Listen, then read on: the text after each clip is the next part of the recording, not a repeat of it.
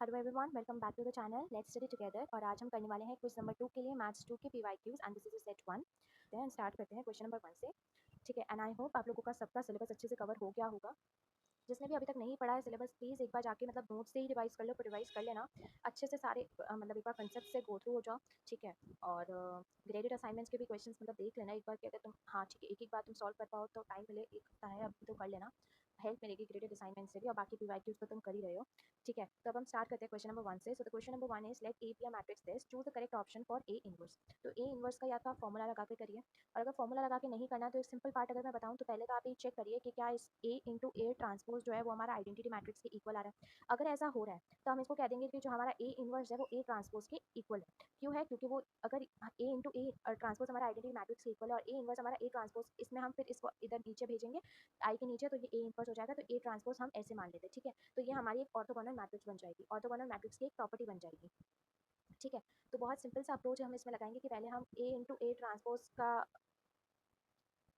तो हम ये चेक कर लेते हैं कि मतलब हम सिर्फ एक रो इसकी उठा लेंगे और एक कॉलम उसका उठा लेंगे, और उसमें चेक कर लेंगे कि हमारा ए इंटू ए ट्रांसपोज क्या 1 या 0 के इक्वल आ रहा है। अगर वो 1 और 0 के इक्वल आ रहा है तो हम डायरेक्टली इसका ए ट्रांसपोज का, जो भी हम अभी ए ट्रांसपोज पे लिखेंगे मल्टीप्लाई करने के लिए, तो ए ट्रांसपोज डायरेक्टली यहाँ पे हमें आंसर में मिल जाएगा, तो वही हो जाएगा। ठीक है, तो ये तो हमारे पास में है, तो ए ट्रांसपोज हमारे पास हो जाएगा 2/7, 6/7 एंड 3/7, 3/7, 2/7 माइनस 6/7, और ये हो जाएगा हमारा 6/7 माइनस 3/7 एंड 2/7। तो ये हमारा ए ट्रांसपोज हो गया। तब ए इंटू ए ट्रांसपोज अब मैं मानो फर्स्ट रो या फर्स्ट इसका फर्स्ट रो और इसका फर्स्ट कॉलम ले रही हूँ। सो यहाँ से हम ले लेते हैं 2/7, 3/7 एंड 6/7, और यहाँ से आई टेक 2/7, 3/7 एंड 6/7। ठीक है, तो 2 इंटू 2/7 हमारा हो जाएगा 2 टू ज़ा 4, 4/49, यहाँ पे प्लस हो जाएगा 3 3 ज़ा 9/49, और यहाँ पे हमारा हो जाएगा 36/49। ठीक है, तो इन सबको जब मैं ऐड करूँगी तो मेरे पास में 1 आ रहा है, तो मतलब हाँ ये तो मेरा आइडेंटिटी मैट्रिक्स के इक्वल आ रहा है। एक से पता नहीं चलता है तो दो भी आप चेक कर सकते हो, बट हाँ यहाँ पे 1 आ गया। या अगर मैं ये दूसरी फर्स्ट कॉलम और सॉरी हाँ फर्स्ट कॉलम और सेकंड रो ले लूँ, तब भी अगर 0 के इक्वल आया या 1 के इक्वल है तो आप कह सकते हो कि हाँ वो आइडेंटिटी मैट्रिक्स के इक्वल है। तो मतलब इसका मतलब ये है कि हमारा ए इनवर्स है वो ए ट्रांसपोज के इक्वल है, और ये हमारी एक ऑर्थोगोनल मैट्रिक्स है। तो बस ए ट्रांसपोज हमारे पास में क्या आया था 2/7, 6/7, 3/7, तो बस ये 2/7, 6/7 है ना, 3/7 ये ऑप्शन में ये रहा, तो ये हमारा आंसर हो जाएगा। ये बस प्रॉपर्टी यहाँ पे यूज़ करनी थी कि जस्ट ए प्लस का आप ए ट्रांसपोज के इक्वल रख दो, बट इक्वल रखोगे कैसे? पहले ये वाला चेक करके कि क्या हमारा ए इंटू ए ट्रांसपोज हमारा आइडेंटिटी मैट्रिक्स के इक्वल आ रहा है या नहीं आ रहा है। ठीक है, okay, so the next question is, suppose transformation is from 3D space to a 3D space is a linear transformation.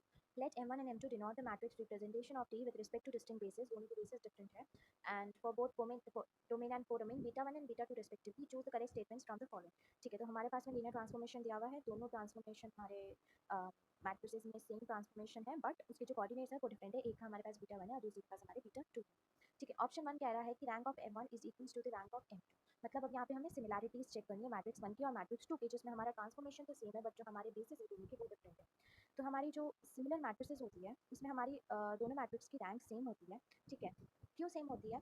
क्योंकि जो सिमिलर मैट्रिसेस है वो बिल्कुल भी उसकी जो कोऑर्डिनेट्स है उस पर डिपेंड नहीं करती है, और जो कोऑर्डिनेट्स पे डिपेंड नहीं करती है तो किस पे डिपेंड करती है? तो वो हमारे जो इंडिपेंडेंट वेरिएबल्स होते हैं, ठीक है, या इंडिपेंडेंट रोज होती है, इंडिपेंडेंट कॉलम्स होते हैं, उस पर डिपेंड करती है जो हमारी रैंक होती है कोई भी मैट्रिक्स की, ना कि वो बेसिस पे डिपेंड करती है। ठीक है, तो यहाँ पे अगर उसके बेसिस जो कि हमारे कोऑर्डिनेट्स अगर वो चेंज हो भी रहे हैं दोनों मैट्रिक्स के, बट उसका ट्रांसफॉर्मेशन सेम है, ठीक है, तो उसकी रैंक भी इक्वल ही रहेगी, तो उसका कोई मतलब नहीं पड़ता अगर उसके दोनों के बेसिस अलग है तो भी। ठीक है, next column space of m1 is equal to the column space of m2। क्या कॉलम स्पेस भी हमारा डिपेंड करती है बेसिस पे या नहीं करती है सिमिलर मैट्रिसेस से? यहाँ पे हम सिमिलर मैट्रिसेस का देखना है। ठीक है, तो जब मैं बात करती हूँ कॉलम स्पेसेस, ठीक है, तो वो डिपेंड करती है हमारी बेसिस पे।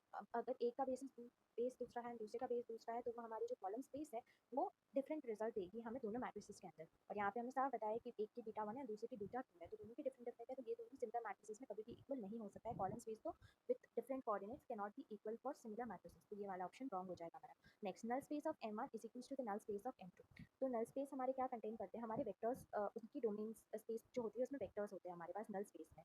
ठीक है, तो जब हम उसका बेस चेंज कर देते हैं, ठीक है, तो हमारे जो वेक्टर्स है, जो कोऑर्डिनेट्स का रिप्रेजेंटेशन है वो भी चेंज हो जाता है, और जब कोऑर्डिनेट्स का रिप्रेजेंटेशन चेंज हो गया तो वो दोनों इक्वल नहीं आ सकते हैं फॉर सिमिलर मैट्रिसेस, तो ये वाला ऑप्शन भी रॉन्ग हो गया। Next, trace of m1 is equal to the trace of m2। ठीक है, ट्रेस ऑफ जो भी सिमिलर मैट्रिसेस होती है उनका ट्रेस सेम होता है, क्योंकि ट्रेस क्या होता है हमारा, जो हम सम लेते हैं आइगन वैल्यूज़ का, सॉरी सम लेते हैं जो हम आइगन वैल्यूज़ का, तो आइगन वैल्यूज़ हमारे कोऑर्डिनेट्स पे डिपेंड नहीं करते, वो हमारी मैट्रिसेस में जो है वही रहेगी, राइट। तो जो हमारा ट्रेस होता है वो सम होता है आइगन वैल्यूज़ का, तो उसका तो कोई भी क्या कहते हैं उससे है ही नहीं कि वो दोनों उस पे डिपेंड करती है इनकी बेसिस पे, तो बेसिस पे तो उस पर बिल्कुल भी फ़र्क नहीं पड़ता है ट्रेस में, तो ट्रेस हमारी इक्वली होती है for both matrices with different coordinates, तो ये भी सही रहता है। सिमिलर मैट्रिसेस के लिए सेम ही रहता है। Determinant of m1 is equal to the determinant of m2। Determinant also एक ऐसी प्रॉपर्टी है ना जिसमें हमारे जो प्रोडक्ट होता है वो आइगन वैल्यूज का प्रोडक्ट होता है, जैसे ट्रेस हमारा सम होता है आइगन वैल्यूज का, तो डिटर्मिनेंट हमारा प्रोडक्ट होता है आइगन वैल्यूज का। तो आइगन वैल्यूज तो चेंज होगी नहीं जब हम बेसिस चेंज करेंगे, ठीक है। तो आइगन वैल्यूज चेंज हो रहे तो हमारा डिटर्मिनेंट्स भी सिमिलर रहेंगे, तो यहाँ पे हमें सिमिलैरिटी चेक करनी थी, और सिमिलर मैट्रिसेस में हमारी जो ऐसी मैट्रिसेस होती है, ठीक है, जिसमें हमारी उसकी रैंक, उसकी प्रॉपर्टीज होती है कि सिमिलर मैट्रिक्स की रैंक सेम होती है, उसकी ट्रेस सेम होता है, उसका डिटर्मिनेंट सेम होता है, ठीक है। So I hope आप लोगों को समझ में आ गया होगा. So the next question is, let A is equals to minus 2 this and this, which of the matrices below are equivalent to A? अब A की equivalent matrix कौन सी है, ये जो हमें दी है, ठीक है। अब हम इसमें चेक करेंगे कि क्या वो रो इक्विवेलेंट है। अब इक्विवेलेंट बोला है तो आप रो इक्विवेलेंट पे से ही हमेशा चेक करेंगे, ठीक है। तो आप चेक करेंगे क्या एक दोनों मैट्रिसेस जो भी हम, ये हमारी मैट्रिसेस है, क्या ये सारी रो इक्विवेलेंट है। अगर वो रो इक्विवेलेंट हुई, ठीक है, तब तो हम कह देंगे कि हाँ रो स्पेस सेम है, उसकी रैंक सेम है, तो हमारी ये मैट्रिसेस इक्विवेलेंट है। बट अगर रो इक्विवेलेंट नहीं है तो हम कह देंगे कि मैट्रिक्स इसके इक्विवेलेंट नहीं है। अब रो इक्विवेलेंट हम कैसे चेक करेंगे, ठीक है। तो हम रो ऑपरेशंस इसमें यूज़ कर सकते हैं, लाइक हम स्वैप कर सकते हैं रो को, या मल्टीप्लाई करवा सकते हैं रो को किसी भी नंबर से, या ऐड और सब्ट्रैक्ट भी करवा सकते हैं किसी भी एक स्केलर नंबर से, ठीक है, चेक करने के लिए। बट हम इसमें रैंक रो रिड्यूस जो हम करते हैं रैंक फाइंड करने के लिए वैसा करेंगे। तो पहले हम मैट्रिक्स ए का कर लेते हैं, ठीक है। तो हम रो रिड्यूस करते हैं मैट्रिक्स ए को, तो रो रिड्यूस मैट्रिक्स ए, तो ये देखो यहाँ पे आ जाएगा -2 0 3, यहाँ पे 4 -1 एंड 2, ठीक है। तो अब हमें यहाँ पे सब कुछ जीरो बनाना पड़ता है, बट पहले मैं यहाँ पे नेगेटिव नंबर है, अगर नेगेटिव नंबर है तो आप कोशिश करिए या तो आप इसे पॉजिटिव बनाएं, या आप इसे 1 बना दे या 0 ही बना दे इसको। नेगेटिव नंबर कभी भी स्टार्टिंग में मैट्रिक्स में नहीं रखना है जब भी हम रो रिड्यूस कर रही, ठीक है। तो मैं क्या करूँगी ना, रो 1 को मैं डिवाइड करवा दूँगी 1 बाय -2 से, ताकि ये मेरा पूरा जो है वो यहाँ पे तो मेरा 1 बन जाए, और यहाँ पे मेरा आंसर प्रॉपर आ जाए, मुझे नंबर मिल जाए ना कि नेगेटिव नंबर, ठीक है।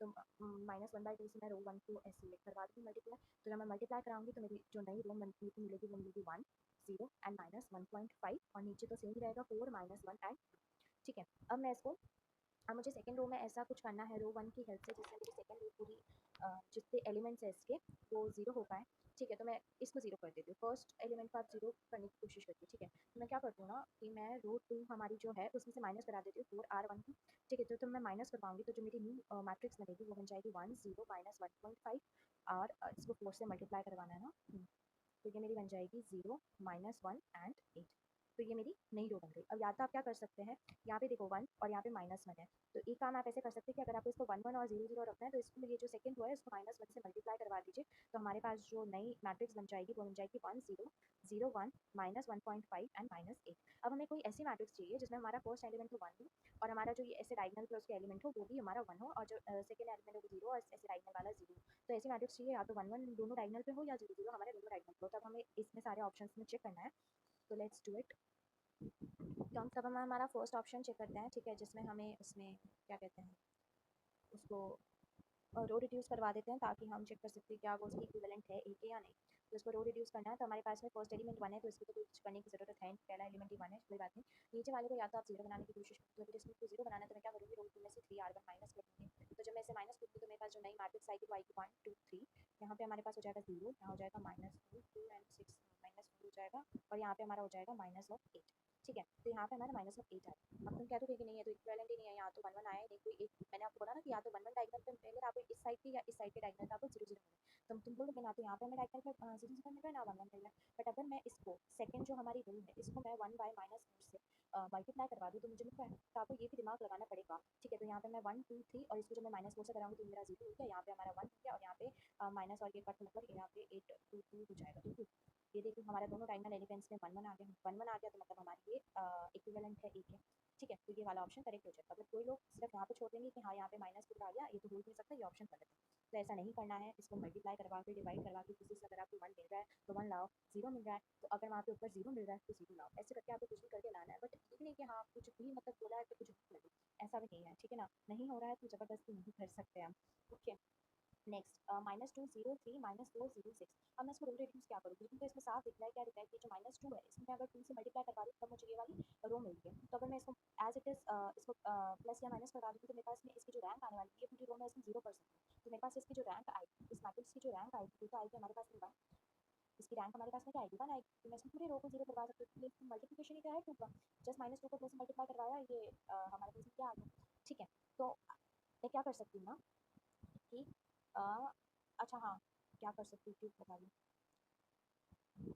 तो देखो -2 से अगर मैं हर एक एलिमेंट में 0 यहाँ पे भी 2 से करवा रही हूँ या -2 से करवा रही हूँ तो ये मेरा पूरा एलिमेंट हमारा यहाँ पे 0 बन जाएगा।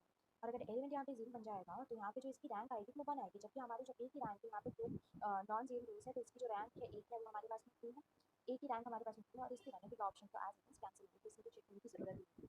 Next option 143 -143। अच्छा, तो जब मैं इसको करवाती हूँ तो रो रिड्यूस करवाना, तो मैं रो 2 में से रो 1 को माइनस कर देती हूँ, तो मेरे पास नीचे जो आएगी यहाँ पे आ जाएगा 143 और यहाँ पे -123 है तो यहाँ पे मैं माइनस करवाया तो ये 4 -4 यहाँ पे 0 3 -3 यहाँ पे भी 0 आ गया हमारे पास में, ये भी हमारा पूरा यहाँ पे 0 0 तो ये भी हमारा क्या होगी, इसकी रैंक 1 में आई हमारे पास में।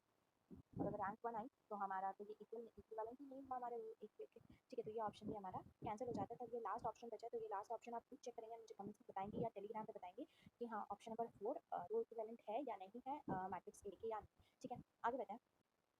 Okay, so the next question is, let A be a matrix this, choose all the correct set of options. If A is equivalent to matrix B, then they have the same rank, same trace and the determinant. अच्छा, equivalent matrix में अभी हम आगे देख कर आए कि उसका रैंक तो सेम होना चाहिए, बट ज़रूरी थोड़ी है कि उसका ट्रेस और डिटर्मिनेंट भी सेम हो। अब जैसे हमारे पास में वो दो अलग अलग मैट्रिक्स हमने देखी थी अभी पिछले क्वेश्चन में, हमने पता था कि ए मैट्रिक्स अलग है और बी मैट्रिक्स अलग, और दूसरी जो ऑप्शन नंबर 1 में मैट्रिक्स थी वो अलग है, ठीक है। तो ट्रेस और डिटर्मिनेंट क्या होता है, एक तो होता है प्रोडक्ट ऑफ आइगन वैल्यूज और एक होता है सम ऑफ आइगन वैल्यूज। तो ज़रूरी है क्या कि जो हमारी मैट्रिक्स ए ऊपर दी गई थी जो इक्विवेलेंट थी हमारी दूसरी मैट्रिक्स की, उसकी आइगन वैल्यूज भी सेम है? ऐसा तो बिल्कुल ज़रूरी नहीं है, पर भी वो इक्विवेलेंट थी ना, क्योंकि उसकी रैंक सेम होनी चाहिए। ज़रूरी नहीं है कि उसका ट्रेस भी सेम हो और डिटर्मिनेंट भी सेम हो। अगर ये दोनों सेम नहीं भी होता है तब भी हमने तो कहा था कि हाँ वो मैट्रिक्स इक्विवेलेंट है। तो ज़रूरी बिल्कुल भी नहीं है। जब हम बात करते हैं सिमिलर मैट्रिक्स की तब हम कहते हैं कि हाँ उसका ट्रेस भी सेम होना चाहिए, उसका डिटर्मिनेंट भी सेम होना चाहिए। But when we are talking about the equivalent matrix, it is not necessary that they both have the same trace और द डिटर्मिनेंट। उनका डिफर कर सकता है, उसमें वो इक्विवेलेंस में कोई भी प्रॉब्लम नहीं आएगी। तो ये वाला ऑप्शन हमारा बिल्कुल गलत हो जाएगा। Next, B belongs to matrix 2 + 2R is a matrix with the same rank, trace and determinant as A. Then A and B are similar. अब यहाँ पे सिमिलर वाला क्वेश्चन आ गया। अभी हमने पिछले क्वेश्चन में देखा कि हाँ हमारी जो सिमिलर मैट्रिक्स होती है उसमें हमारे पास में सेम रैंक होनी चाहिए, ठीक है, उसमें सेम ट्रेस होना चाहिए, उसमें सेम डिटर्मिनेंट होना चाहिए। बट ये दोनों जो ट्रेस और डिटर्मिनेंट है, हम दो मैट्रिसेस को किस बेसिस पे ट्रेस और डिटर्मिनेंट को सिमिलर बोल रहे हैं, क्योंकि उनकी आइगन वैल्यूज है। तो यहाँ पे इसने आइगन वैल्यू तो लिखा ही नहीं, अगर यहाँ पे लिख देता B is a matrix with the same rank same eigenvalues, तब हम कह देते कि हाँ वो सिमिलर है। पर यहाँ पे आइगन वैल्यूज तो आएगी, आइगन वैल्यूज को बिल्कुल मत भूलना, वो तो सिमिलर में हमारा बहुत मेजर रोल प्ले करती है। तो यहाँ पे हमारी आइगन वैल्यूज तो मिसिंग है, और आइगन वैल्यूज के बारे में ही हमें नहीं पता है, तो हम कैसे बता दें कि ये दोनों भी हमारे हैं, ठीक है। तो अगर आइगन वैल्यू सेम नहीं होगी तो यहाँ ना तो ट्रेस हमारा सिमिलर होगा ए मैट्रिक्स ए और बी का, और ना ही हमारा डिटर्मिनेंट सेम, ठीक है। तो ये वाला ऑप्शन भी हमारा गलत हो जाता है। बट अगर इसमें हमारा आइगन वैल्यूज लिखा हुआ आ जाता तो हम ये ऑप्शन करेक्ट कर देते, ठीक है। Next question, B is a matrix belongs to a matrix 2 × 2 in a real space is a matrix such that A is this into B, then A and B are equivalent। अच्छा, तो अब हम क्या करें ना कि एक कोई भी मैट्रिक्स को हम एक दूसरे एक मैट्रिक्स के, या कह सकते हो कि क्या कहते हैं इसको, स्केलर से हम उसको मल्टीप्लाई करवा रहे हैं। बी को हम एक मैट्रिक्स ही मानेंगे क्योंकि इसमें साफ आए कि 2 + 2 मैट्रिक्स है, बी बिलोंग कर रहा है, तो ये हमारी मैट्रिक्स का आ गया।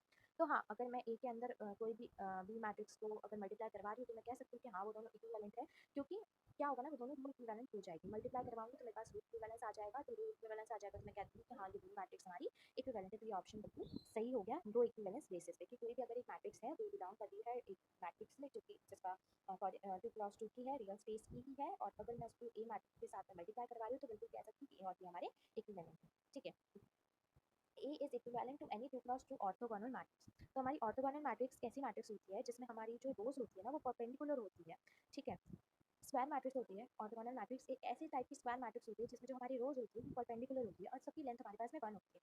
तो अगर मैं बात करती हूँ हमारी ऑर्थोगोनल मैट्रिक्स के बारे में तो ये हमारी ऐसे हो जाती है 0 1 1 0। तो इस टाइप की मैट्रिक्स की होती है ना, तो ये हमारी ऑर्थोगोनल मैट्रिक्स कहलाती है। और इसकी प्रॉपर्टीज आपको मैंने एक प्रॉपर्टी तो बताई थी कि इसकी एक प्रॉपर्टी क्या है कि इसका जो ए ट्रांसप्लस है इसका ए इंटू इसके इक्वल आएगा। दूसरी इसकी प्रॉपर्टी ये होती है कि इसका जो डिटर्मिनेंट होता है हमारा ऑर्थोगोनल मैट्रिक्स का वो +-1 होता है, ठीक है। तो इन्वर्स इसका ट्रांसपोज के इक्वल होता है, डिटर्मिनेंट इसका प्लस माइनस वन होता है। एक और इसकी प्रॉपर्टी है, मैं भूल गई शायद, मुझे अभी वही याद आ रही है। मुझे याद आएगा तो मैं आगे बता दूंगी, बट अभी मुझे सिर्फ वही याद आ रही है कि ए ट्रांसपोज ए इन्वर्स के इक्वल होता है, डिटर्मिनेंट इसका प्लस माइनस वन के बीच में होता है। तो A is equivalent to any two of two orthogonal matrix. जरूरी नहीं कि ए इक्विवेलेंट टू दोनों, ठीक है। अगर मैं इसको पूरा जीरो बना दूँ, मतलब मेरी जरूरी नहीं है कि यही एक हमारे ऑर्थोगोनल टाइप की हो जिसमें कि हमारी जो यहाँ पे जीरो जीरो ना आए, दूसरे एलिमेंट्स आ जाए, पर जो हमारी लेंथ होती है वो परपेंडिकुलर होती है, रोज होती है वो परपेंडिकुलर होती है लेंथ के। तो इन शॉर्ट हमारी कोई भी एक जो ऑर्थोगोनल मैट्रिक्स है, ज़रूरी नहीं है वो कि ए के इक्विवेलेंट हो और कोई भी 2x2 मैट्रिक्स हो, ठीक है। अब ए हमारी क्या पता 2x2 मैट्रिक्स हो ही ना। अच्छा सॉरी, यस ए तो हमें 2x2 दे रखा है, मैंने दिमाग नहीं लगाया, बट देख लो इसमें भी, देख लो इक्विवेलेंस चेक लो, यहाँ पे 2 माइनस 3 4 1 है। अगर मैं इसको रो रिड्यूस करती हूँ, चलो इसको रो रिड्यूस करके एक बार चेक कर ही लेते हैं क्या ये दोनों इक्विवेलेंट है। यही मान लेते हैं कि हमारी एक ऑर्थोगोनल टाइप की मैट्रिक्स है, तो हम यही मान लेते हैं, और ये हमारी रो ए है। तो रो रिड्यूस कर देते हैं इसको, तो रो 1 हमारी जो है वो 2 है, सही है एकदम। तो रो 2 माइनस हम क्या करेंगे, रूट टू में से माइनस करवा देंगे 2 इंटू रूट वन को, 2 इंटू रूट वन को। तो हमारी जो रूट टू है क्या है, 4,1 है, और यहाँ माइनस हो जाएगा हमारा 2 टू द फोर, और यहाँ पे 2 3 सा माइनस 6 हो जाएगा। तो 4 माइनस 2 0 हो जाएगा, 1 प्लस 6 हो जाएगा हमारे यहाँ पे 7। तो हमारी जो नई मैट्रिक्स ए आ गई रो रिड्यूस करवा के, वो क्या आई है यहाँ पे 2 माइनस 3 और यहाँ पे 0 और 7। तो इसकी जो रैंक आई है हमारे पास में वो कितनी आई है, वो 2 आई है। और मतलब यहाँ पे डायगोनल एंट्रीज लेने को ऐसा सच कुछ नहीं मिल रहा है, यहाँ पे पहला टू रैंक से ही चेक करना पड़ेगा हमें। और जब मैं इसको रो रिड्यूस करवाती हूँ, इसी को मान लो आप एक 2x2 ऑर्थोगोनल मैट्रिक्स, तो जब मैं इसको माइनस करवाती हूँ तो मैं क्या करूँगी ना, रो टू माइनस, अगर मैं रो वन करती हूँ, लेट मी चेक, अगर इसको माइनस तो माइनस वन से करवा दो ना मल्टीप्लाई, माइनस वन से अगर मैं मल्टीप्लाई करा देती हूँ तो रो टू इज़ 1,0, और यहाँ पे अगर मैं इसको माइनस वन से करा देती हूँ तो ये माइनस, अच्छा ये माइनस माइनस प्लस हो जाएगा।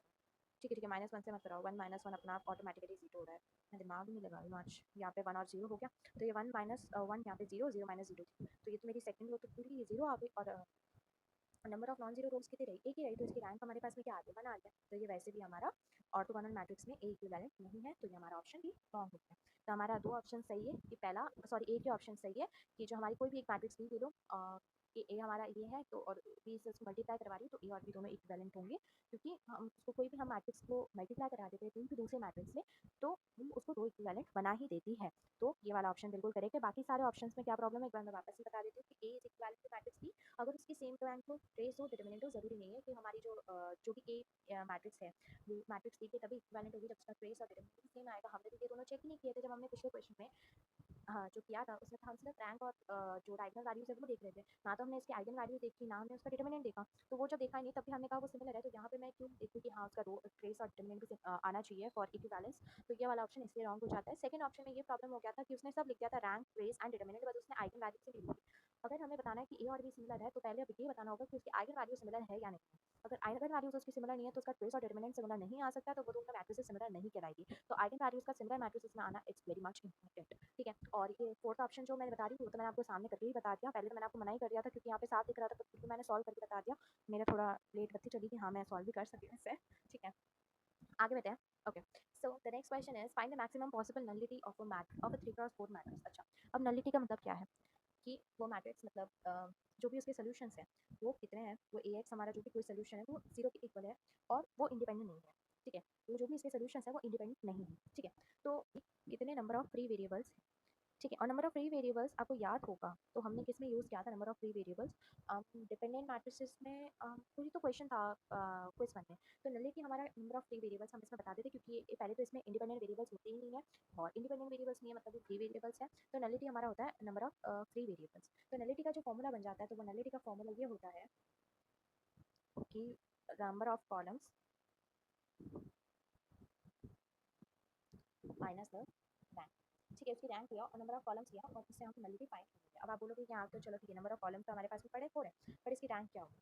तो देखो यहाँ पे मैक्सिमम पॉसिबल नलिटी बोला है, तो हमारी जो रैंक होगी वो या तो 3 होगी या 3 से कम होगी, 3 से ज़्यादा तो हो नहीं सकती है, 3 से ज़्यादा तो हो नहीं सकती है, ठीक है। तो फिर 3 से ज़्यादा हो नहीं सकती है और यहाँ पे इसने मैक्सिमम पॉसिबल नलिटी बोला कि कितनी मैक्सिमम से मैक्सिमम नलिटी आ सकती है कोई भी एक 3x4 मैट्रिक्स। मतलब अगर वो मैक्सिमम नलिटी मांग रही है मतलब जो उसकी रैंक होगी वो मिनिमम में से मिनिमम होगी। अब मिनिमम में से मिनिमम है कि जो हमारी जो रैंक है वो 3 या 3 से कम नहीं आ सकती है, सॉरी 3 या 3 से ज़्यादा नहीं आ सकती। तो या तो वो 3 और 3 से ज़्यादा नहीं आ सकती, तो उसकी मिनिमम वैल्यू क्या आ जाएगी, 0 हो जाएगी। थोड़ा दिमाग लगा के सोचो, वापस मैं बता रही हूँ कि हमें बताना है कि उसकी मैक्सिमम पॉसिबल नलिटी क्या होगी एक कोई भी 3x4 मैट्रिक्स की। तो अगर हमें उसकी मैक्सिमम नलिटी बतानी है तो हमें उसकी मिनिमम से मिनिमम रैंक लेनी पड़ेगी, और उसकी मिनिमम से मिनिमम रैंक क्या हो सकती है, या तो 3 हो सकती है या 3 से कम हो सकती है। 3 से कितनी कम होगी, मिनिमम कितना हो जाएगा 3 से कम, 0 हो सकती है कि उसकी रैंक ही हमारे पास में 0 हो जाए, तब हमारे पास में जो नलिटी आ जाएगी वो मैक्सिमम पॉसिबल नलिटी आ जाएगी। तो यहाँ पे जो हमारी रैंक हम कंसिडर करेंगे फॉर मैक्सिमम पॉसिबल नलिटी वो हम यूज़ करेंगे 0, क्योंकि हमें यहाँ पे बोला है मैक्सिमम पॉसिबल नलिटी बतानी है, तो मैक्सिमम पॉसिबल नलिटी जब ही आएगी जब हमारी जो रैंक है वो मिनिमम में से मिनिमम आए। तो यहाँ पे हमारा 4 माइनस 0 करेंगे तो हमारे पास में आंसर जो आएगा नलिटी का वो आएगा 4। तो यहाँ पे जो मैक्सिमम पॉसिबल नलिटी हो सकती है कोई भी एक 3x4 मैट्रिक्स की वो 4 हो सकती है। ठीक है, तो ये हमारी मैक्सिमम हमें ये बतानी थी तो हमने बता दी। ठीक है, आई होप समझ में आ गया होगा। Diction is let A B a matrix is and B is B I J is a matrix similar to A matrix के सिमिलर है। तो अगर मैट्रिक्स हमारी सिमिलर है ए के, तो उसका क्या होगा, रैंक सेम होगा, उसकी आइगन वैल्यू सेम होगी। ठीक है, आइगन वैल्यू सेम होगी, और अगर आइगन वैल्यू सेम है तो उसका ट्रेस और डिटरमिनेंट भी सेम होगा, ट्रेस और डिटरमिनेंट भी सेम होगा हमारे पास में। तो if b of 1 1 is 7 then find the b of 2 2। अच्छा, b ऑफ 1 1 हमें दिए रखा है और हमें पूछा है कि b ऑफ 2 2 क्या होगा। ठीक है, तो हम हमारी दो मैट्रिक्स सिमिलर है, तो अब हम क्या करेंगे ना, सेम आइगन वैल्यूज़ है और तो मतलब इसका ट्रेस भी सेम होगा। सिमिलर बता ही दी है तो हम क्या करेंगे ना, ट्रेस का यूज़ करेंगे, क्योंकि ट्रेस क्या होता है हमारा सम ऑफ डायगोनल एंट्रीज या सम ऑफ आइगन वैल्यूज। तो यहाँ पे हमें डायगोनल एंट्रीज का ही इसमें सम पूछा है, b11 और b22 दोनों डायगोनल पे होते हैं, तो हम इन दोनों का ऐसे आराम से निकाल सकते हैं। तो हम क्या करेंगे ना, कि हमारे पास में ट्रेस ए का क्या है, हमारे पास में ट्रेस ए का सम ऑफ डायगोनल एंट्रीज कर लो, 5 minus 1 is what 4, and trace of B हमें दे रखा है, ट्रेस ऑफ बी हमारे पास में नहीं है। तो ट्रेस ऑफ बी हमारे पास में क्या हो जाएगा, सम ऑफ डायगोनल एंट्रीज हो जाएगा, तो b11 प्लस b22। b11 की वैल्यू मेरे पास पता है क्या है, 7 है, और b22 की मेरे को वैल्यू निकालनी है। तो अब सिंपल, अगर ये दोनों सिमिलर है तो उनका ट्रेसेस भी सिमिलर होंगे, मतलब इक्वल होंगे, तो b4 is equal to 7 plus b22। तो b22 के यहाँ से मेरे पास वैल्यू क्या आ गई, -3 आ गई। So this is the answer, simple सा शॉर्टकट वे बताया एंड सॉल्व हो गया। नहीं तो अब यहाँ पे आइगन वैल्यूज ऑफ ए निकालते हैं, डिटरमिनेंट ए माइनस लैम्डा आई करके 0 करके, फिर भी यहाँ पे पहुंचते मैंने डायरेक्टली ये तुम्हें बता दिया, तो ऊपर से ऐसे करती करती नहीं लाई, इतना बड़ा मतलब करने की जरूरत ही नहीं है एग्जाम में, वहाँ पे फटाफट जितना फटाफट हो सके उतना फटाफट किया। ठीक है, आगे बढ़ते हैं। Next question is based on the given data answer the given sub questions, consider the matrix this if alpha beta 2 minus 1 is a vector in the null space of A, then find the value of alpha minus beta। Alpha minus beta की value बतानी है। अब ये vector है null space के अंदर ए के, तो मतलब ये है इसका कि हमारा जो अल्फा बीटा और -2 है वो हमारा बिलोंग करता है एन से। तो उसका मतलब ये है कि ए इंटू अल्फा बीटा 2 और -1 ये हमारा बिलोंग मल्टीप्लाई कराएंगे जब हम ए से, तो हमारे पास में क्या आना चाहिए, 0 0 0, क्योंकि वो हमारे नल स्पेस में बिलोंग कर रही है। तो नल स्पेस में बिलोंग कर रही है तो हमारे पास में कितना आना चाहिए, 0 0 0 आना चाहिए। तो अब एक को इससे मल्टीप्लाई करवा देते, तो ए मैट्रिक्स क्या है हमारी 1 1 0, यहाँ पे जाएगा 1 0 1 2 1 1 0 -2 एंड 2। ठीक है, और यहाँ पे हमारा जो वेक्टर नल स्पेस का वेक्टर है वो है हमारे को दिया गया है अल्फा बीटा 2 एंड -1, और इसमें हमारा यहाँ पे 0 0 0 के इक्वल, क्योंकि नल स्पेस का वेक्टर है, नल स्पेस का वेक्टर है तो ये हमारा 0 के इक्वल होगा। तो जब मैं मैट्रिक्स को ए को इससे मल्टीप्लाई करूँगी तो जो मेरे पास में डायरेक्ट मल्टीप्लिकेशन शो कर दूँ, आपको पूरा करके नहीं बताया, आई होप सबको करना आता होगा। मैट्रिक्स मल्टीप्लाई अल्फा प्लस 4 और यहाँ पे हमारा हो जाएगा बीटा, और ये हमारा इक्वल हो जाएगा 0 0 0 के। तो 0 0 0 के इक्वल आया। अब तुम बोलोगे यहाँ पे तुमने 3 0 लिए, यहाँ पे तो 4 0, तो हमें एक ही नंबर ऑफ रोज के हिसाब से 0 लेंगे। यहाँ पे 3 रोज की, इसलिए यहाँ पे 3 सॉरी 0, यहाँ पे अगर 4 रोज होती थी मैं 4 0 से दी। मैं इस नल स्पेस वेक्टर के हिसाब से नहीं चलती, मैं ए मैट्रिक्स के हिसाब से चलूँगा। ठीक है, तो मेरे पास यहाँ पे दो देखो, alpha plus 4 is equal to 0 आ रहा है, तो मेरे पास अल्फा की वैल्यू क्या आ गई, 4 आ गई, और बीटा यहाँ से 0 बीटा की वैल्यू आ गई। ये दोनों वैल्यूज आ गई। अल्फा माइनस बीटा निकालना तो alpha is -4 and this is 0, तो मेरे पास जो अल्फा माइनस बीटा की वैल्यू आई है वो क्या आई है, -4। तो ये आ जाएगी हमारी -4। अब ये बोल रहा है find the nullity of the matrix A. Nullity बतानी है, नलिटी हमने अभी चेक किया। नलिटी क्या होती है, number of columns minus the rank. तो नंबर ऑफ कॉलम्स हमें पता है, इसमें नंबर ऑफ कॉलम्स कितने हमारे पास 4 है। अब इसकी रैंक निकालनी पड़ेगी, तो चलो इसकी रैंक निकालते हैं पहले हम। रैंक ऑफ इसका, तो रैंक ऑफ ए कैसे निकलता है, रो रिड्यूस कर दो इसको। पहले हम मैट्रिक्स लिखें 1 1 0 1 0 1। ऐसा नहीं है कि मैं सॉल्व कर रही हूँ तो तुम बिल्कुल सॉल्व नहीं करोगे, प्लीज कॉपी पेन लेकर बैठो, सॉल्व करो मेरे साथ साथ, या वीडियो को पॉज करो, फिर सॉल्व करो, फिर से करो। अब तो तुम्हें रो रिड्यूस करना आ ही गया होगा, तो साथ साथ में करो। मेरे कंटे से एग्जाम में तुम्हारे क्वेश्चंस नहीं होने वाले, मैं सिर्फ तुम्हें कॉन्सेप्ट्स बता दूंगी, क्वेश्चन एग्जाम में तुम्हें अपने आप ही सॉल्व करने तो इससे अच्छा है अभी से स्टार्ट कीजिए ताकि एग्जाम में कोई दिक्कत ना आए। तो प्लीज़ मेरी बात मान लो, वीडियो को अभी यहाँ पे पॉज करो। तुम पहले इसका निकालो, जब तक मैं तो निकाल ही रही हूँ, तुम वीडियो ऑन करोगे तो आगे मैं मैं निकाल दूँ, नहीं पता पहले तुम निकालो, चेक करो कि तुमने सही निकाली उसकी रैंक क्या नहीं। ठीक है, तो अब हम आगे बढ़ते हैं। रूल रिड्यूस करवाना है तो पहले हम रूल टू के जितने भी एलिमेंट्स को हम जीरो बना सकते हैं बना लेते हैं। तो हम रो टू में से माइनस करेंगे रो वन को डायरेक्टली, तो हमारे पास जो नई मैट्रिक्स आ जाएगी वो आ जाएगी 1 1 2 0 0। यहाँ पे 1 minus 1 minus 2 minus 1 and minus 2 और 0 एंड प्लस 2 पे यहाँ पे प्लस 2 हो जाएगा, माइनस 2 और प्लस 2 रो 2 है ना, रो 2 हाँ माइनस 2 हो जाएगा। ठीक है, और 0 1 1 2।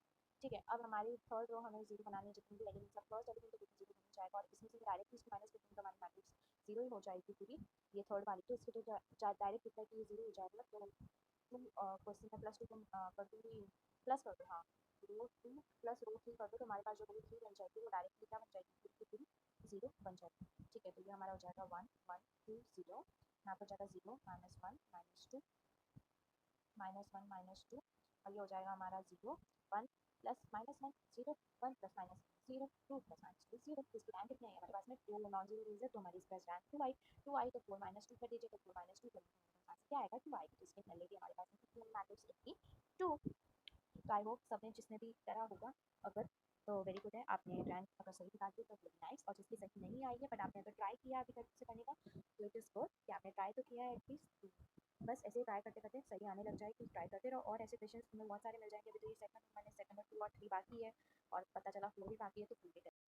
Okay, so the next question is based on the given data, answer the given sub questions.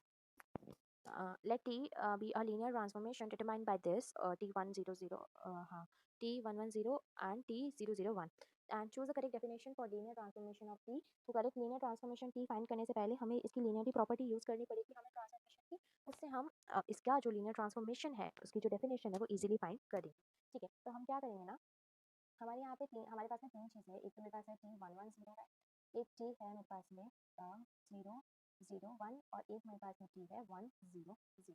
तो अगर मैं इस T110 को उठा देती हूँ तो ये किसके कॉम्बिनेशन में बन रहा है, T110 को अगर मैं यूज़ करती हूँ लीनियर प्रॉपर्टी के लिए, तो मेरे पास जो कॉम्बिनेशन में बन रहा है वो बन रहा है, तो हमारा T100 यूज़ हो जाएगा और इसमें हमें प्लस करवाना पड़ेगा किसकी, ट्रांसफॉर्मेशन ऑफ 0 1 0। अब आप कहोगे कि हमारे पास इसकी वैल्यू है इसकी वैल्यू, बट इसकी वैल्यू तो है नहीं, तो चलो इसकी वैल्यू निकाल लेते हैं। ठीक है, फिर हम क्या करेंगे ना कि इसको हटाकर और फिर हम इन तीनों की वैल्यूज़ को ऐड करवाकर और इसका जो ट्रांसफॉर्मेशन टीका है वो निकाल लेते हैं। ठीक है, तो हम क्या करेंगे ना कि T010 निकालेंगे, T10 कैसे हो जाएगा 110 माइनस T110 हो जाएगा। इसके पास में जो हमारा आंसर आएगा वो आएगा 3 माइनस 3 3 और यहाँ पे भी माइनस ऑफ 3, तो ये हमारे पास में 0 1 0 आ गया। ठीक है, तो अब हमारे पास में क्या हो गया, T ऑफ 0 1 0 हो गया और हो गया 0 0 1 हो गया। ठीक है, और यहाँ पे भी हो गया 1 0 0। जिसको भी आप यूज़ कर रहे हैं लीनियर की प्रॉपर्टी के लिए उसको आप फिर इसमें इंक्लूड नहीं करेंगे, जो भी आप लीनियर ट्रांसफॉर्मेशन निकालेंगे उसका। ठीक है, तो आप इनमें से कोई भी देखते भी करके और इसको किसी का भी कॉम्बिनेशन में लिखकर और फाइंड कर सकते हैं कोई नया आपके पास जो वैल्यू आएगा उसका उसमें। ठीक है, तो मैंने ये मैंने इसको मतलब इसको यूज़ कर और मैंने एक 0 1 0 का एक नया वैल्यू निकाल लिया और मैं तीनों को यूज़ कर क्या करूँगी, ये मेरा उसमें वो निकाल दूँगी। I am not getting the word, linear transformation निकाल दूँगी। अब बताओ, लीनियर ट्रांसफॉर्मेशन ही वर्ड नहीं आ रहा है, आई एम सो सॉरी। ठीक है, तो हमारे पास में तीनों हो गई। अब लीनियर ट्रांसफॉर्मेशन कैसे निकालते हैं एक्स वाई जेड का, तो linear transformation X Y Z का सिंपल है, क्या है, एक्स इंटू टी कर देंगे, यहाँ पे हम वैल्यूज़ को पुट कर देंगे जस्ट 1 0 0, जो भी हमारे पास में ये वैल्यूज़ हैं इनको पुट कर देंगे, 1 1 0 हो जाएगा। फिर हो जाएगा हमारे पास में वाई ऑफ टी, यहाँ पे हमारे पास में हो जाएगा 0 0 1 या 0 1 0। ठीक है, और यहाँ पे हमारे पास में जो जेड ऑफ टी हो जाएगा वो हो जाएगा हमारे पास में 0 0 और 1। ठीक है, अब हम तीनों में इनमें वैल्यूज़ पुट करेंगे, इनकी जो भी वैल्यूज़ होगी। ठीक है, और वैल्यूज़ पुट करेंगे 1 0 0 की, 0 1 0 की और 0 0 1 की, तो हमारे पास में जो ट्रांसफॉर्म और इसको एक्स वाई और जेड से मल्टीप्लाई करवा देंगे, तो जब एक्स वाई जेड से जब हम इनकी तीनों की वैल्यूज़ को मल्टीप्लाई करवाएंगे तो जो हमारे पास में फाइनल आंसर बनेगा जो एक्स का बनेगा, तो एक्स में हम 104 को वैल्यू मल्टीप्लाई कराएंगे, क्योंकि 100 की वैल्यू आपने पीछे क्वेश्चन में देखी होगी कि हमें क्या दी हुई है, 104 दी हुई है 100 की, तो ये हमारा हो जाएगा एक्स प्लस 4x ऐसे। ठीक है, तो x प्लस 4s ऐसे सेम y में आएगा, तो जब हम इन तीनों को प्लस करवा देंगे ऐड कॉम्पोनेंट वाइज, हम जब इनको ऐड करेंगे तो हमारा जो ट्रांसफॉर्मेशन एक T of X Y Z जो बनेगा, मैं थोड़ा यहाँ पे स्पेस ले लेती हूँ।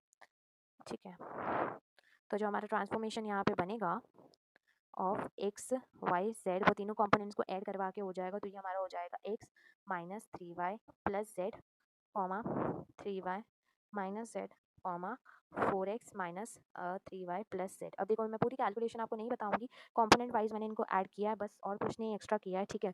तो अब इतना तो आप कर ही सकते हैं। और बस फिर कंपोनेंट वाइज अगर मैंने ऐड किया तो मैंने फर्स्ट एलिमेंट्स के अलग लिख दिए, सेकंड एलिमेंट्स के अलग लिख दिए, थर्ड एलिमेंट्स के अलग लिख दिए, बस यही सिंपल सा ही काम किया है। तो ये काम आप लोग भी कर सकते हैं। ऑप्शन में ऑप्शन नंबर ये हमारा 4 ऑप्शन मैच कर रहा है जो भी हमने निकाला है, ठीक है। आप इन तीनों का यूज़ करके, कोई भी एक का यूज़ करके आप एक नए को डिफाइन करेंगे, और जब वो जो नए को आप डिफाइन करेंगे उसको आप एक्स वाई जेड में पुट अप करके एंड हमारा जो लीनियर ट्रांसफॉर्मेशन की डेफिनेशन है वो आप निकाल सकते हैं, ठीक है। Okay, so the next question is, which of the following statement is or are true? T is neither 1 1 nor on 2. T is 1 1 1 to 1 but not on 2. T is 1 1. T is on 2 but not 1 to 1. T is a linear isomorphism.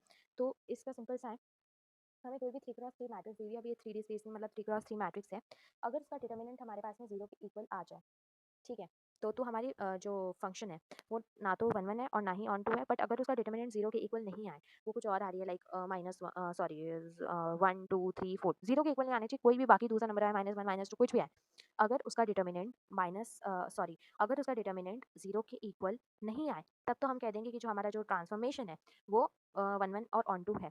But अगर उसका determinant हमारे पास में 0 के equal आ जाए, तो हम कह देंगे कि उसका जो फंक्शन का ट्रांसफॉर्मेशन है वो ना ही 1 1 है और ना ही ऑन 2 है। तो यहाँ पे आपको वैल्यूज दी गई है 104 -2 3 1 1 -1 1। तो आप इसको पहले मैट्रिक्स में पुट अप करिए, इसका डिटर्मिनेंट निकालिए। अगर हमारा डिटर्मिनेंट, वापस यहाँ पे लिख रही हूँ, अगर हमारा इसका डिटर्मिनेंट आप ये मान लेना, अगर हमारा डिटर्मिनेंट 0 के इक्वल आ गया तो इट इज नीदर 1 1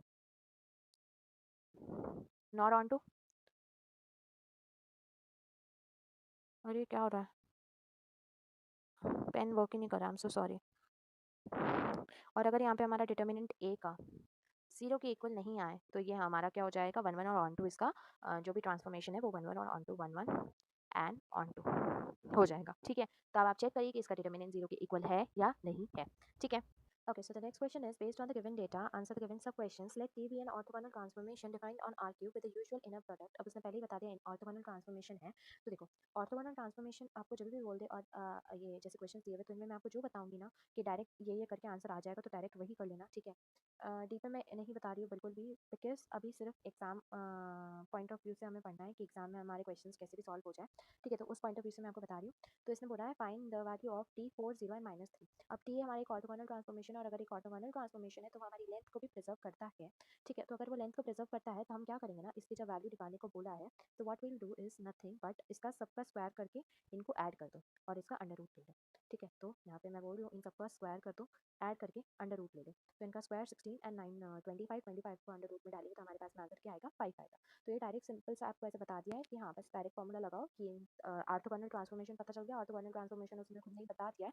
और ऑर्थोगोनल ट्रांसफॉर्मेशन की ये भी प्रॉपर्टी होती है कि हमारी लेंस को प्रिजर्व करता है, हमारे एंगल को प्रिजर्व करता है, और दो प्रॉपर्टीज तो आपको ऑलरेडी पता ही है कि इसका ए इनवर्स जो होता है वो हमारे ए ट्रांसपोज के इक्वल होता है, और जो हमारा डिटर्मिनेंट होता है ऑर्थोगोनल ट्रांसफॉर्मेशन में, कोई भी मैट्रिक्स का जो डिटर्मिनेंट होता है वो या तो +1 होता है या -1 होता है, उन दोनों के अलावा कोई भी नहीं होता है, ठीक है। Okay, so the next question is, suppose Q is a matrix representation of T with respect to some ordered basis, then find the value of determinant of Q square. अब मैंने आपको बताया अगर ऑर्थोगोनल ट्रांसफॉर्मेशन है, representation अगर Q का T में ही है, मतलब वो भी एक ऑर्थोगोनल ट्रांसफॉर्मेशन में ही होगा, ठीक है। तो अगर वो ऑर्थोगोनल ट्रांसफॉर्मेशन है तो हमारा डिटर्मिनेंट क्या हो सकता है Q का, या तो वो +1 हो सकता है या वो -1 हो सकता है, ठीक है। तो यहाँ पे डिटर्मिनेंट ऑफ Q स्क्वायर आ रहा है, तो अगर मैं डिटर्मिनेंट ऑफ Q स्क्वायर को कैसे लिख सकती हूँ, तो मैं क्या ऐसे लिख सकती हूँ कि determinant of Q square is equal nothing but the determinant of Q का होल स्क्वायर। अब मैं जब होल स्क्वायर डालूँ तो यहाँ पे मैं -1 डालूँ या +1 डालूँ, इन दोनों का आंसर मुझे क्या मिलने वाला है, 1 ही मिलने वाला है, क्योंकि हमें बताया कि कोई भी ऑर्थोगोनल ट्रांसफॉर्मेशन का डिटर्मिनेंट होता है वो क्या होता है, +1 होता है या -1 होता है। तो यहाँ पे मैंने दोनों डाल के देखे, तो मैं दोनों डाल रही हूँ तो दोनों में मेरा आंसर मेरे को क्या मिल रहा है, 1 मिल रहा है। तो यहाँ पे जो मेरा आंसर हो जाएगा कि डिटर्मिनेंट क्यू स्क्वायर का जो है वो हो जाएगा हमारे पास में 1। यहाँ पे सिर्फ जो ऑर्थोगोनल ट्रांसफॉर्मेशन था तब मैंने ये वाला यूज किया कि क्यू स्क्वायर को मैंने डिटर्मिनेंट क्यू की होल स्क्वायर लिख दिया है, ठीक है। ऑर्थोगोनल ट्रांसफॉर्मेशन नहीं बताया तो आपको ऐसे नहीं करना है, सिर्फ ऑर्थोगोनल ट्रांसफॉर्मेशन के बारे में मैं आपको बता रही हूँ, ठीक है। Okay, so the next question is, find the angle between T1 1 1 and T1 -2 1। अब इसमें एंगल बताना है, तो ऑर्थोगोनल ट्रांसफॉर्मेशन में एंगल बताना है, तो ऑर्थोगोनल ट्रांसफॉर्मेशन हमारा एंगल को भी प्रिजर्व करता है। इसका मतलब ये है कि जो भी हमारा एंगल टी यू का होगा और टी वी का होगा वो किसके इक्वल होगा, angle of U comma V के। अब यू कॉमा वी का एंगल फाइंड करने के लिए हम इसमें डायरेक्ट कोसाइन वाला फॉर्मूला यूज करेंगे कि cos थीटा हमारा इक्वल होता है यू डॉट वी, जिसका मतलब dot product of U and V, and इसमें फिर हमारा लेंथ हम ले लेंगे और उसका भी डॉट प्रोडक्ट हम करवा देंगे, ठीक है। यहाँ पे यू लिया है तो यहाँ पे भी हो जाएगा। तो अभी हमने ऊपर देखा कि इसकी लेंथ ऐसे कैसे फाइंड करते हैं, इन तीनों को जो भी है तीन, इनका स्क्वायर करके ऐड करो, स्क्वायर करके ऐड करके अंडर रूट में डालो, जो भी वैल्यू आती है यहाँ पे पुट करो, उनका डॉट प्रोडक्ट करवाओ। तो जब आप डॉट प्रोडक्ट ये इसको आप यू मान लो और इसको आप ये वी मान लो, तो जब आप इसका डॉट प्रोडक्ट करवाओगे तो हमारे पास ऊपर आंसर आएगा वही 0 आएगा, तो ऊपर आंसर अगर पूरा 0 हो जाएगा तो हमारा जो कॉस थीटा हो जाएगा अब यहाँ पे हमारे पास में 0 डिग्री हो जाएगा और कॉस थीटा हमारा 0 कब देता है 90 डिग्री पे देता है। तो 90 डिग्री अब हमें इसका एंगल के बेसिस पे बताना है, तो यहाँ पे यहाँ पाई/2 हो जाएगा, तो पाई/2 हमारा आंसर हो जाएगा कि कॉस थीटा हमारा 90 पे 0 दिख रहा है और ये दोनों हमें 0 दे रहे हैं इनके डॉट प्रोडक्ट्स की, तो यहाँ पे हमारा पाई/2 आंसर हो जाएगा। ठीक है, सो यहाँ with this we have completed our set number 1 for maths 2 and I hope आप लोगों को समझ में आया होगा। कोई भी ऐसी चीज़ है जो आपको समझ में नहीं आई है, प्लीज़ आप मुझसे टेलीग्राम पे जुड़ के वहाँ पे भी पूछ सकते हैं, आप मुझे कमेंट्स में पूछ सकते हैं, मुझे कहीं पे भी पूछ सकते हैं। बट मैंने एकदम ऐसे फॉर्मूला बेस्ड और जहाँ जहाँ से फटाफट वाला काम था ना वही बताया है, ताकि एग्जाम में आपका क्वेश्चंस इजीली आपसे सॉल्व हो जाए। ठीक है, हम मिलते हैं सेट नंबर 2 के साथ में बहुत जल्दी। बाय।